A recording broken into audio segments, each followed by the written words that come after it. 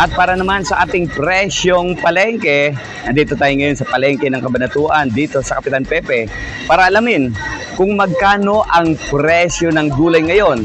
Pero unahan na natin kayo na ang presyo ng gulay ngayon ay patuloy ang pagtaas dahil nga sa tuloy-tuloy din na bagyo na nararanasan natin ngayon. Gaya ng Christine, meron ding nakaraang Leon at ito nga may bago tayong bagyo. Kaya asahan na natin na ang gulay ay tataas. Sa ngayon, ang presyo ng gulay Bagyo, ang kanilang litos ay nasa 200, dating 140 lang ito, Ang kanilang repolyo na dating 60 pesos, ngayon ay 100 pesos na. Ang kanilang pechay na dating 60 pesos, ngayon ay 100 pesos. Ang kanilang sayote na dating 50 pesos, ngayon nasa 80 pesos. Ang kanilang patatas na dating 100, ngayon ay 100 pa rin. Yun, at least kahit paano dahil ito ay nasa lupa, hindi pinababagsak ng hangin ito. So ang kanilang carrots na dating 120, ngayon 150 pesos. Ang kanilang broccoli, ito medyo sad sa mahilig sa broccoli, dating 180 pesos, ngayon 350. Ang kanilang pipino na 100 pesos dating, ngayon 120 pesos. So ibig sabihin, inaasahan pa rin na talagang tataas yung presyong gulay. Opo, kasi may bagyo pa. Hello, nanay. Mukhang masarap na gulay ang iyong iluluto. Ayun po ba iluluto yung gulay ngayon? Talong. So, talong. So, anong luto po sa talong? Ano yun? Lalagay sa ay yung lalagyan ng buro.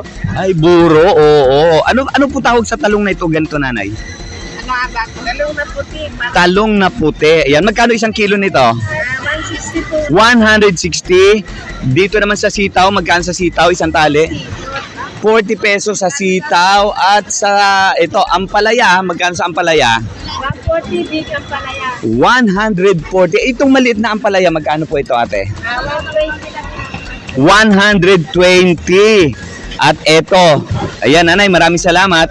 At ito, mag 120. Anong tawag dito sa Palayang kapa. ampalayang kapa? Yun. At ito, yung okra. Yan, sariwang okra. Magkano na tali ngayon? 10 pesos. Kamusta po yung gulay tumana ngayon? Namahal po kasi nagbagyo. So, konti ang inani o nasira. Kaya medyo mahal ngayon. Bulaklak ng kalabasa is 20 pesos. Tapos, eto, alugbate. Kaya lang, Patagay sa munggo. panlagay sa munggo, magkano? 20 pesos din. Kaya lang dito nga sa Nueva Ecija, halos hindi gaanong kainin itong alugbate, pero hindi nila alam. Napakasarap ito. Sasahugan mo ng munggo at kalabasa o di kaya sitaw. Masarap. Sa sibuyas ay 100 at yung sibuyas puti naman is 90 pesos at yung ating kamatis ay nasa 120 isang kilo. At sa presyo naman ng itlog, nako, medyo mataas pa rin ang presyo ng itlog. Ang small ay nasa 8 pesos, ang kanilang medium size ay nasa 8.50, ang kanilang large is 9 peso and 50 centavos, at ang kanilang extra large nasa 10 piso, isang piraso. At ito namang itlog na pula ay nasa 13 pesos, at ito, ang itlog ng pugo, nasa 2 piso.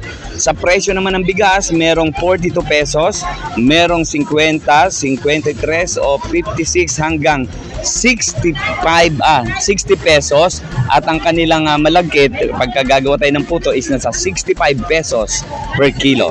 Inaasahan din ng mga negosyante ng gulay na hanggat maaari sana ay bumaba pa ang presyo nito pagdating ng Disyembre. At yan ang ating presyong palengke kasama si Jeff Gonzalez, Smile Supetron III, para sa Balitang Unang Sigaw.